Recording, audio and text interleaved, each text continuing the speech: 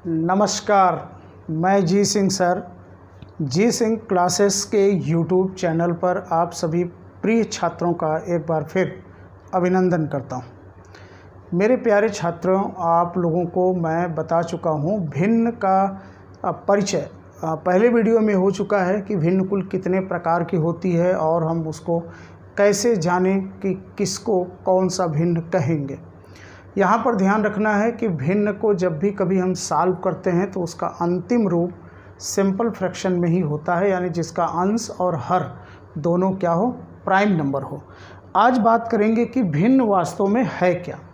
देखिए, अब यहीं से हम लोग पढ़ना शुरू करेंगे, फिर हम आएंगे भिन्न के असेंडिंग और डिसेंडिंग ऑर्डर पर।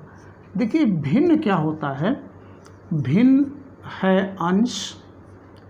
अंश और नीचे बोलो क्या होगा, हर।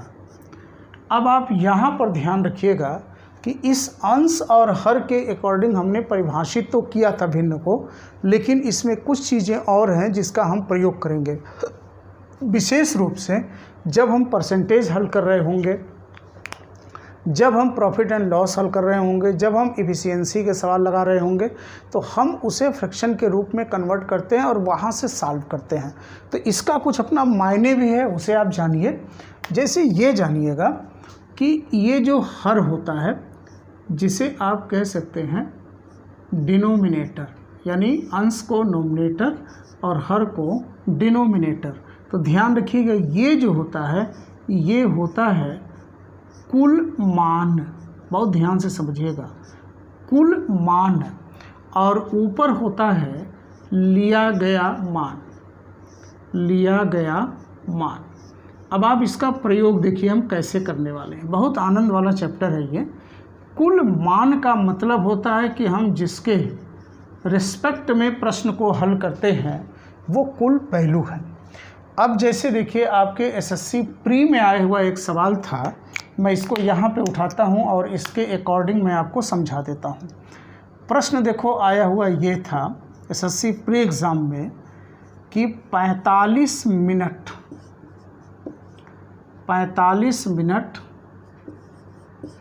एक दिन का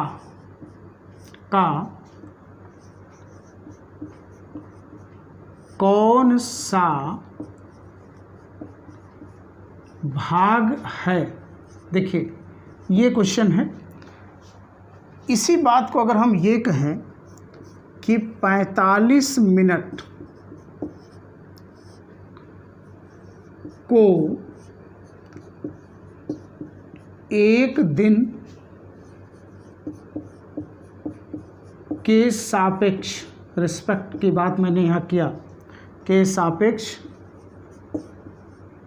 भिन्न में बदलो। देखिए, दोनों का मतलब एक ही हुआ, दोनों का मतलब एक ही हुआ कि 45 मिनट एक दिन का कौन सा भाग है, और दूसरा हुआ कि 45 मिनट को एक दिन के सापेक्ष भिन्न में बदलो। मेरे प्यारे बच्चों, इस उदाहरण के माध्यम से मैं केवल और केवल एक चीज़ आपको बताना चाहता हूँ कि किसके रिस्पेक्ट में आपको निकालना है। तो देखो, ये दिन, और ये दिन है कुल मान। अब आप थोड़ा सा ध्यान यहाँ पे रखिएगा, यानी यही है भिन्न का डिनोमिनेटर। और किसको निकालना है, तो आप कहेंगे 45 मिनट को निकालना है, यानी यही है लिया गया मान, लिया गया मान। किसके रिस्पेक्ट में, एक दिन के। तो ये आपका बन जाएगा नोमिनेटर। अब बताओ कि 45 मिनट को एक दिन के रिस्पेक्ट में हमें भिन्न के रूप में कन्वर्ट करना है। मेरे प्यारे बच्चों, ये दिन है, ये मिनट है। ध्यान रखिएगा, भिन्न बिना मात्रक का होता है। क्यों बिना मात्रक का होता है? क्योंकि जो यूनिट यहाँ होगी वही यूनिट यहाँ होगी, ये एक दूसरे को कैंसिल कर देगा। ठीक है, इसलिए भिन्न को हमेशा सेम यूनिट में ही निकाला जाता है। अब भाई मान लीजिए आपके पास एक अमरूद है और हम कहते हैं कि इसकी चौथाई वैल्यू को ले लीजिए।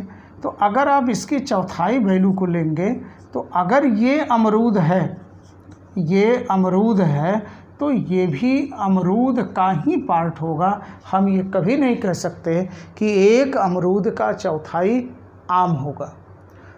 यानी हमारा केवल और केवल मतलब ये है बताने का कि देखिए ये जो है यूनिट वो सेम होनी चाहिए।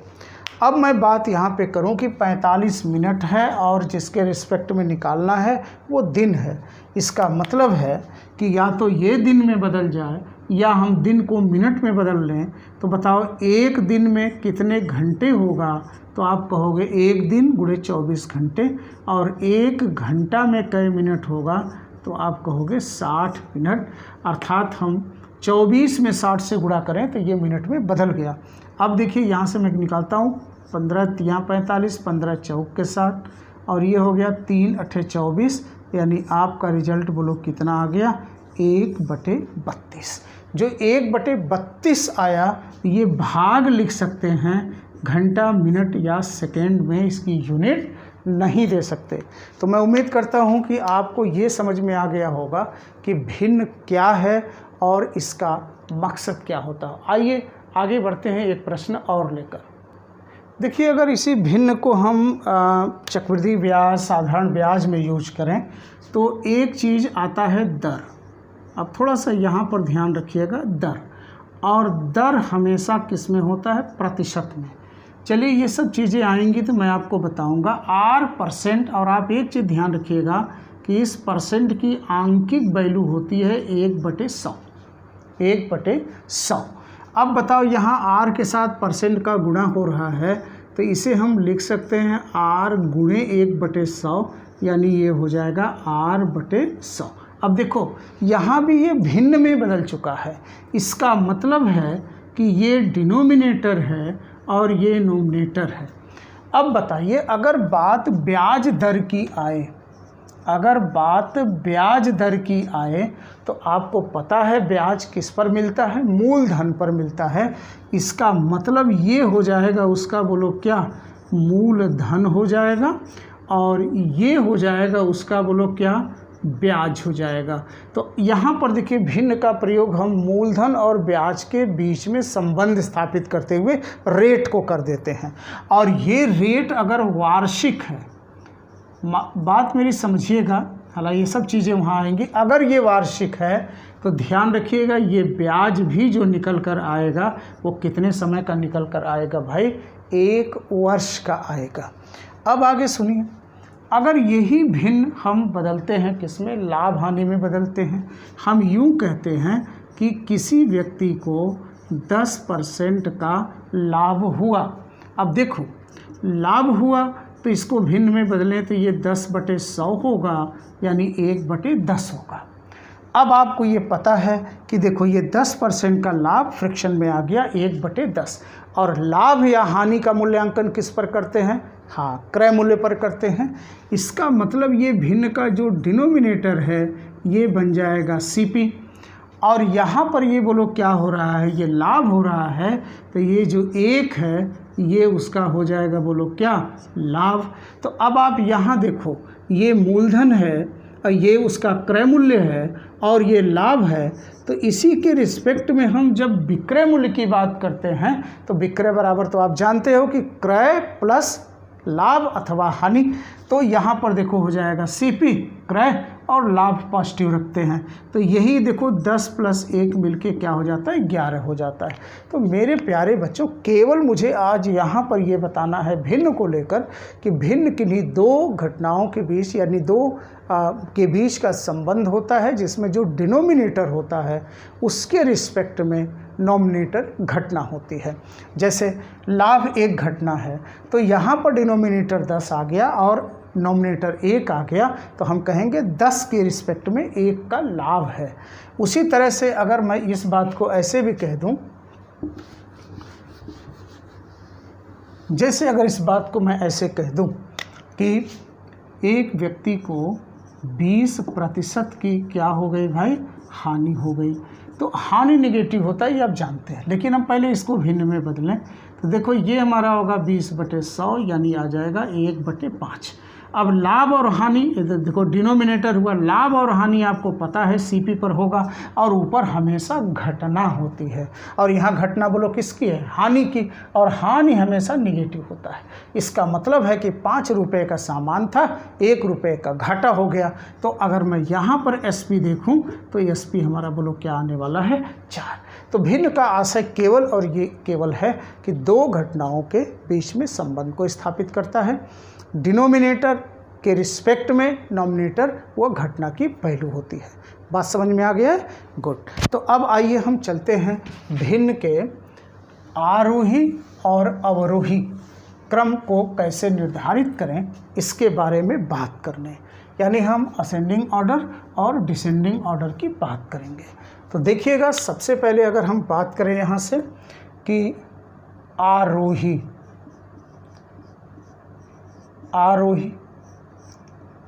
जिसे हम कहेंगे असेंडिंग क्रम। देखिए, इसको तो आप ये जानिएगा कि ये हमेशा कम से अधिक की ओर होता है,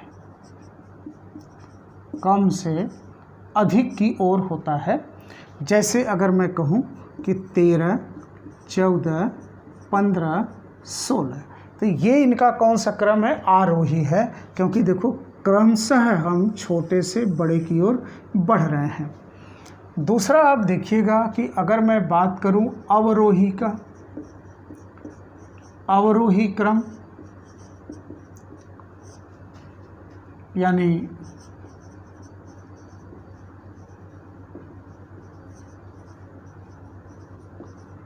डिसेंडिंग ऑर्डर, तो ये होता है बड़ा से छोटा, यानी बड़े से छोटे की ओर, छोटे की ओर। जैसे 25, 23, 20, 15, तो आप देखिए मैं बड़े से छोटे की ओर जा रहा हूँ, तो ये इनका कौन सा क्रम हो गया, अवरोही हो गया।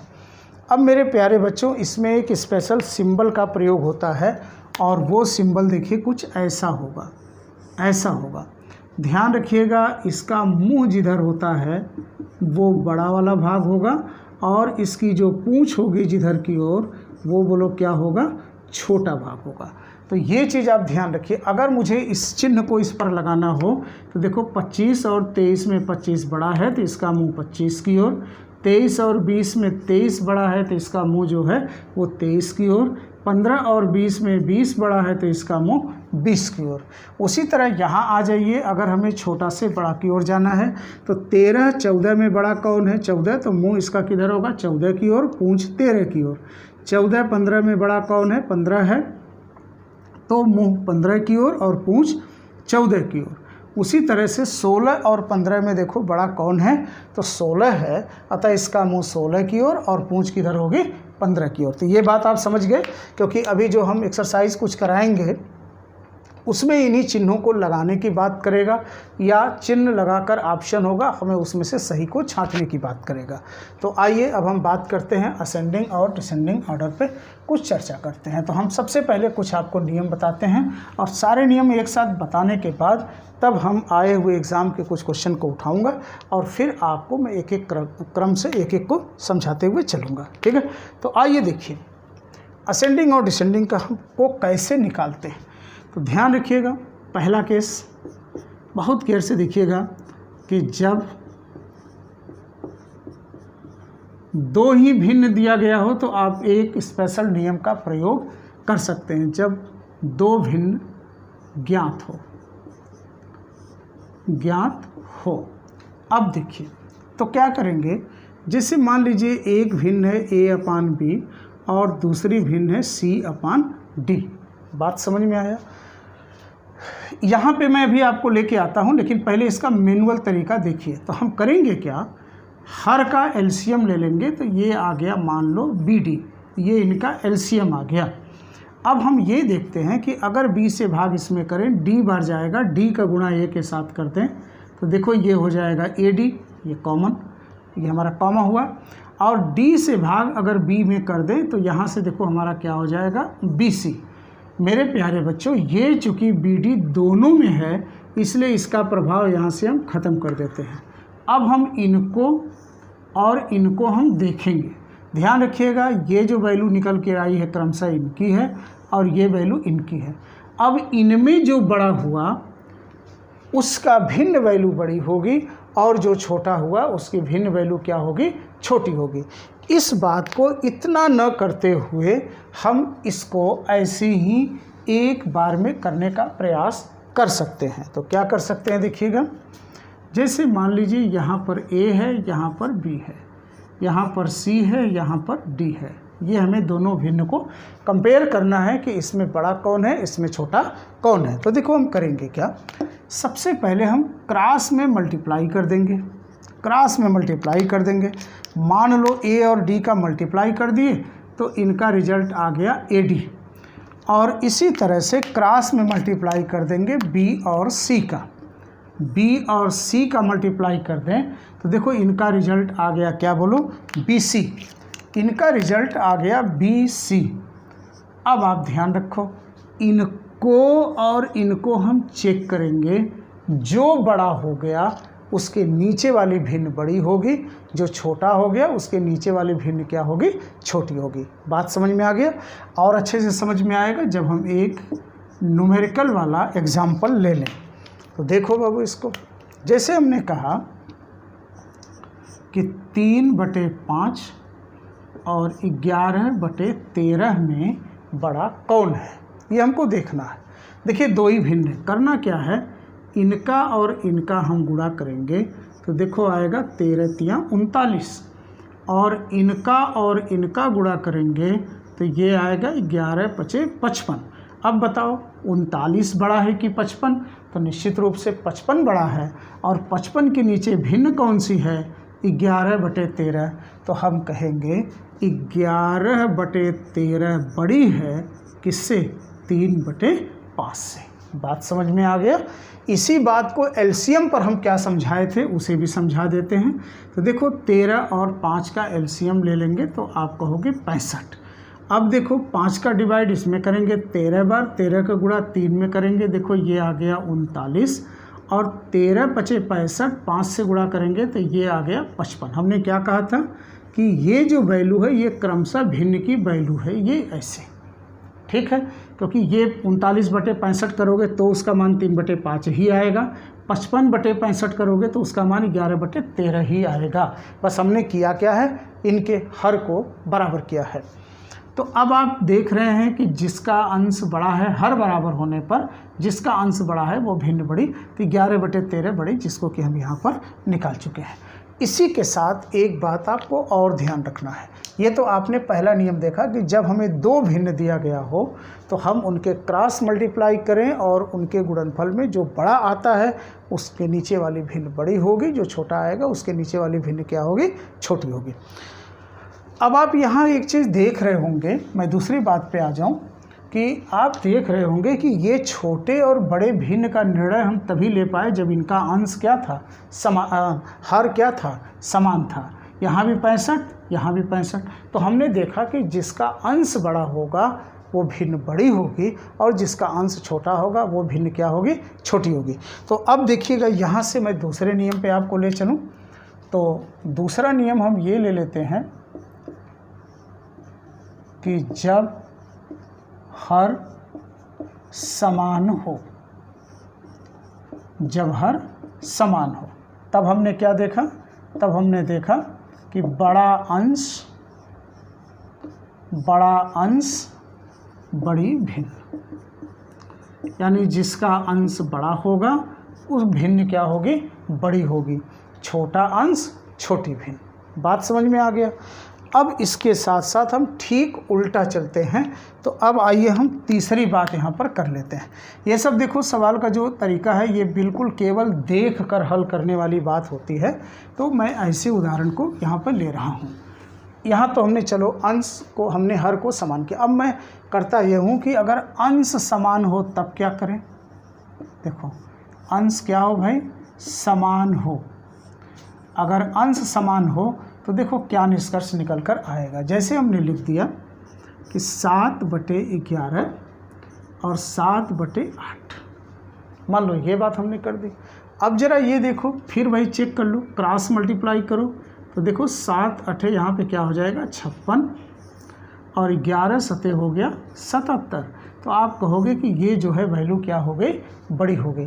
तो अब आप देखो अंश समान है तो बड़ा कौन हुआ, जिसका हर क्या है, छोटा है। तो अब यहाँ पर भी हम एक छोटे से लाइन पे हिंट करते हैं कि अंश समान हो तो छोटा हर बड़ी भिन्न होगा, छोटा हर बड़ा ये भिन्न होगा बड़ी, यानी जिसका हर छोटा होगा भिन्न वो बड़ी होगी, बशर्ते कि अंश समान होना चाहिए। अभी आपने 3 नियम देखा कि जब 2 भिन्न हो तो हम क्रॉस मल्टीप्लाई करते हैं, जिनका गुणनफल ज़्यादा आता है, अंश और हर का जिनका गुणनफल ज़्यादा आता है वो अंश वाला भिन्न बड़ा, और जिनका छोटा आएगा वो भिन्न छोटी होगी। दूसरा हमने यहाँ से लिया कि अगर हर समान है तो जिनका अंश बड़ा होगा वो भिन्न बड़ी होगी, जिसका अंश छोटा होगा वो भिन्न छोटी होगी। तीसरी बात हमने यहाँ पर कही कि अगर अंश समान हो तो बड़ा हर छोटी भिन्न, छोटा हर बड़ी भिन्न। अब मैं आगे बढ़ाता हूँ आपको। अब मैं जो चौथा नियम आपको देने जा रहा हूँ वो बहुत बहुत खास होने वाला है, उसको ध्यान दीजिए। जैसे अब मैंने इसमें ले लिया चौथा नियम, देखिएगा, जब प्रत्येक भिन्न के अंश और हर का अंतर, हर का अंतर समान हो, ये शर्त है, ध्यान रखना कि जब प्रत्येक भिन्न के अंश और हर का अंतर समान हो, बल्कि मुझे यहाँ कहना चाहिए था कि जब प्रत्येक प्रॉपर भिन्न, मैं प्रॉपर की बात कर लूँ, उचित भिन्न की बात करूँ, अंश और हर का अंतर समान हो, तब देखिएगा, तब हमारा यहाँ से निष्कर्ष निकल कर आएगा कि तब हमारा यहाँ से एक निष्कर्ष निकलता है क्या, बड़ा अंश बड़ी भिन्न, बड़ा अंश बड़ी भिन्न। देखिए छोटा अंश छोटी भिन्न। अब मैं एक उदाहरण उठा लूँ, जैसे मैंने यहाँ पर लिखा कि 13/15, 7/9, 27/29, 13/15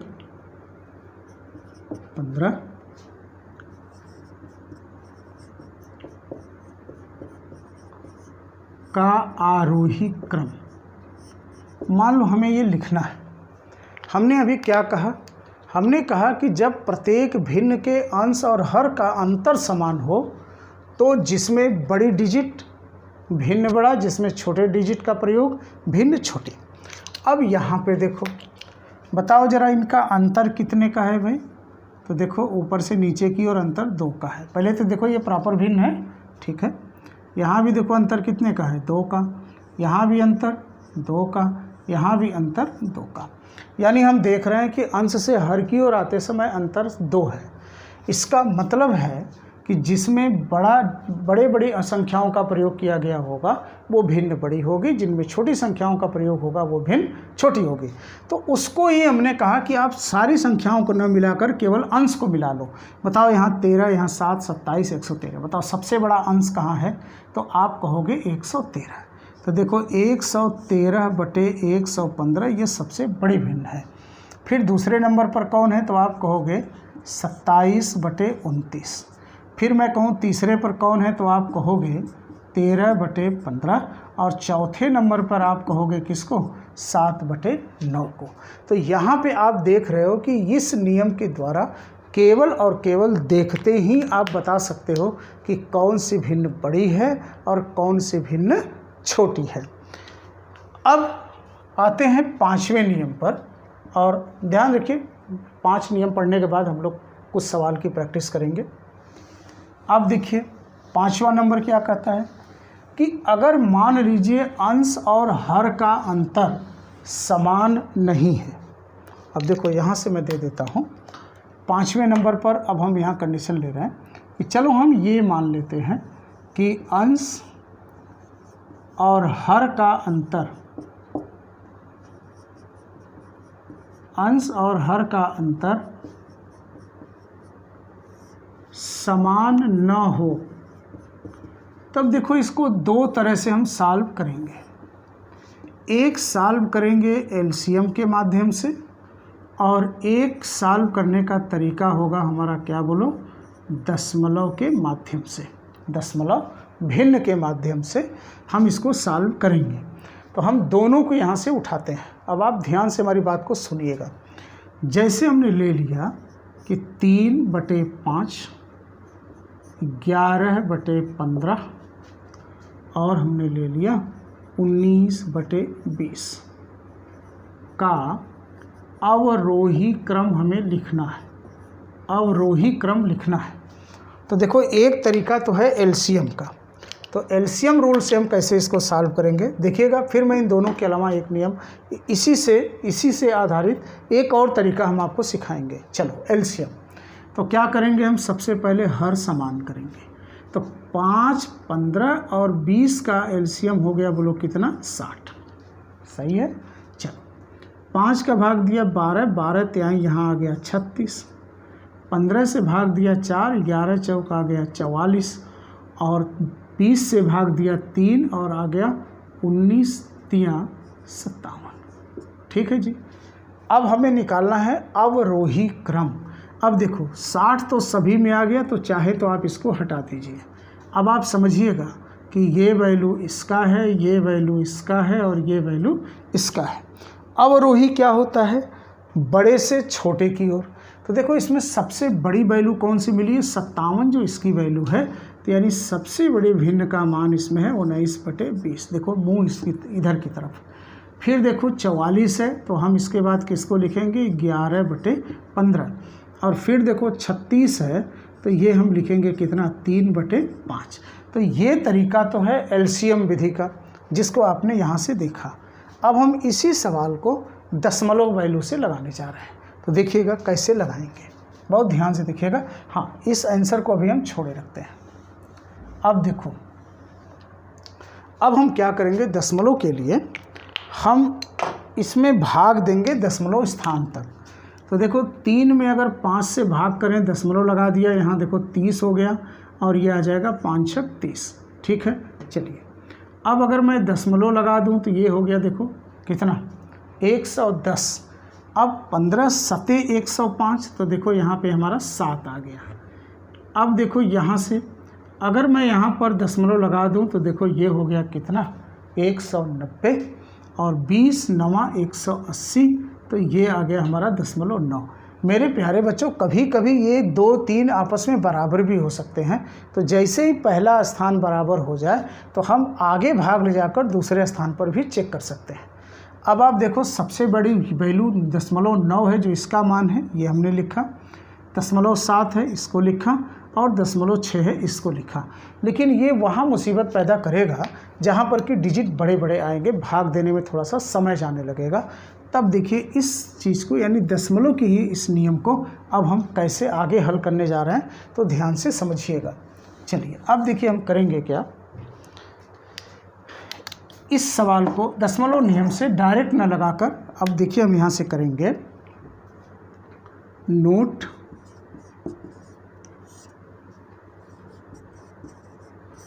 प्रत्येक भिन्न के अंश और हर के अंतर को निकाल लेते हैं, और इस अंतर से संगत अंश में भाग दे देते हैं।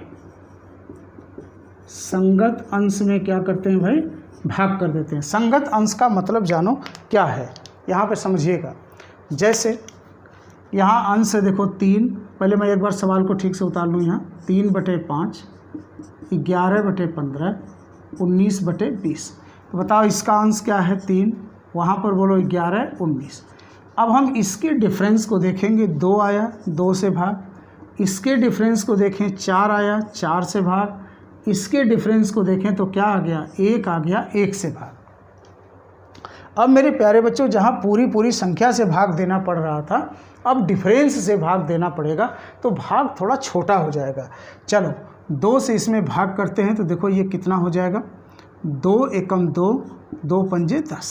11 से देखो हम 4 से भाग करते हैं तो कितना हो जाएगा, 4 दूनी 8। चलो अभी हम केवल एक स्थान पर ही चेक कर लें। देखो एक स्थान से अगर हमें मिल गया तो ठीक है, नहीं मिला तब अगले स्थान पे चलो। और देखो यहाँ आ गया 19। अब मेरे प्यारे बच्चों आप देख रहे होगे सबसे अधिक वैल्यू किसकी आई, 19। 19 का मतलब ये, यानी हमारा 19/20 सबसे बड़ा। फिर देखो 2 आया है जिसका ये वैल्यू है, और ये वास्तव में ये सवाल नहीं, सवाल हमारा ये है, तो हम यहाँ पे लिखेंगे 11/15। और फिर हमारा सबसे छोटी वैल्यू आई है इसका, और ये है प्रश्न में, तो हम लिखेंगे क्या 3/5। तो ये हम इतने तरीके का प्रयोग करके हम असेंडिंग और डिसेंडिंग आर्डर को बहुत आसानी से निकाल सकते हैं। अब बात मैं करूं आगे कि असेंडिंग और डिसेंडिंग आर्डर को अगर हम निकाल रहे हैं और भिन्न हमारा नेगेटिव आ रहा है, तो आपको तो पता ही है कि नेगेटिव वैल्यू जितनी ज़्यादा आएगी वह वास्तव में उतनी ही क्या होगी, छोटी होगी। तो जल्दी से आप इसका स्क्रीनशॉट करिए और आइए अब हम कुछ प्रश्न उठाते हैं।